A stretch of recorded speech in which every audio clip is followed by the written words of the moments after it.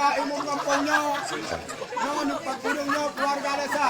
Dalam kampung tungku liba uronyo kamah sidra dalam daftar warga. Harap menutu leku anak kamonyo nenek anak dra dalam rumah tangga. Tak salah bacu tinggal itu tahu. Anaknya mungkin tuan sengaja. Sabah robong ngalu langkah kena kebuang jara duku sapu tamu ba. Yang nak lomba pak silinto baru intat baju do tutan ni dah. Itu lombanya duku urun tak bangai ilmu Tuhan mu bacu hana.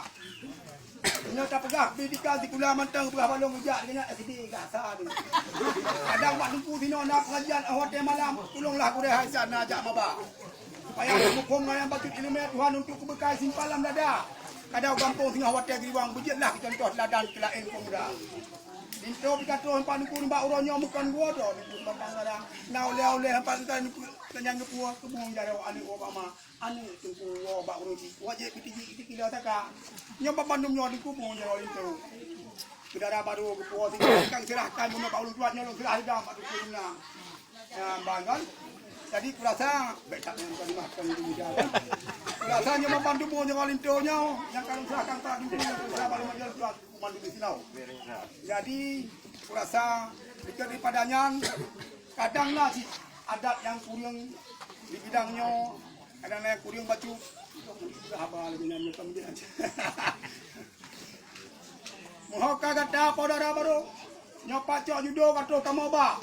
Tak cok laju dek pada mau dalam tak peduli di jong mak tipre tu yang tilam tu tipre kan dia mato lupa dua judo musandai luar.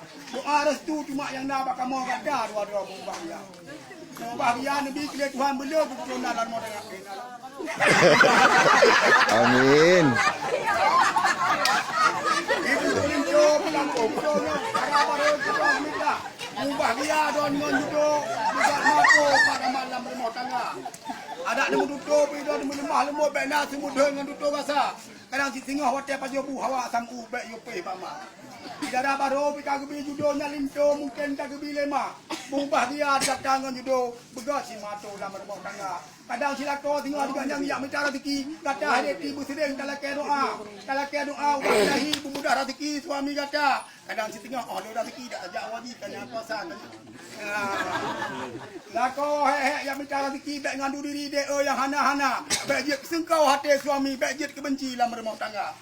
Kita nyau dek lambat dikari kata hari ti berayuk sabar. Bek ok pengas dengan lako bek yu teluk doa lake wa bak ma.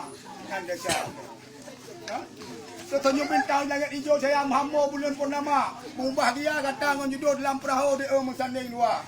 Oh tadi menang laut lang hijau Nabi Allah aman tu sausa. Palagi adik kan dengan abang pan Nabi Adam dengan Siti Hawa.